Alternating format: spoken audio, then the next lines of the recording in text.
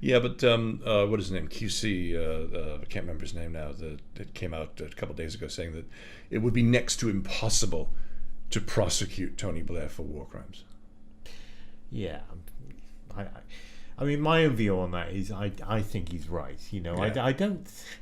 I think it will shift the attention away from the main issue, which is him and how he behaved.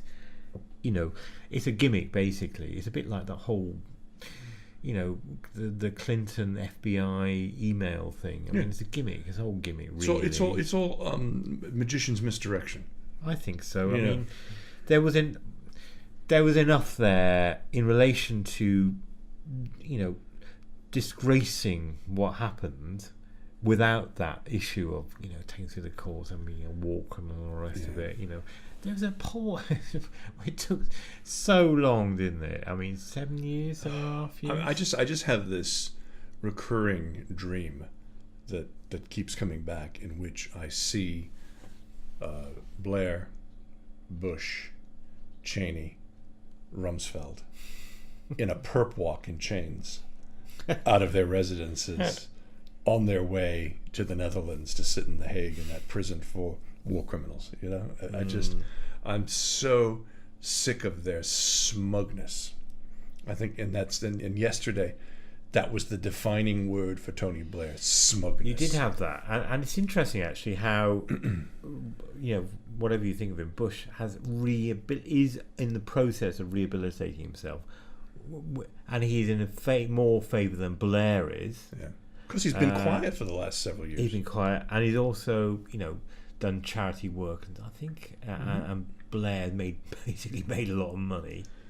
Well, he's made some money too. Bush has made some speeches, but he's not made Clinton money. He's not made Blair money, and but Blair cannot stay out of the spotlight.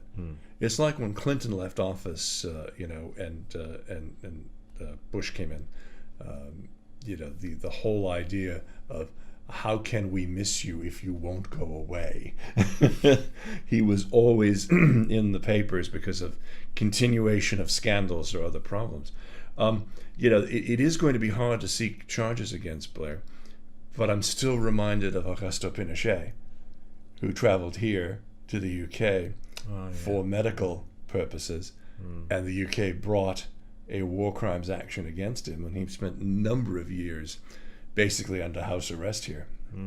So I wouldn't travel if I were Tony anywhere, and I wouldn't travel anywhere if I were Bush or Cheney or That's interesting. or Yeah, Rumsfeld. that's absolutely true. Yeah, that must be on his mind, mustn't it? Yeah. Traveling out of the country, will you get back again, or will you be arrested where you go? Yeah, there was actually advice given by former Bush Attorney General Alberto Gonzalez. He actually wrote a private memo to everybody saying, "Look, guys, be very careful in your international travel." Yeah, Because there are a number of people that will look for an opportunity. They probably won't arrest Bush, but maybe not even Cheney, but anybody else that was in the administration and had a role in torture, that had a role, waterboarding and enhanced interrogation, they called it. enhanced You know, interrogation. yeah.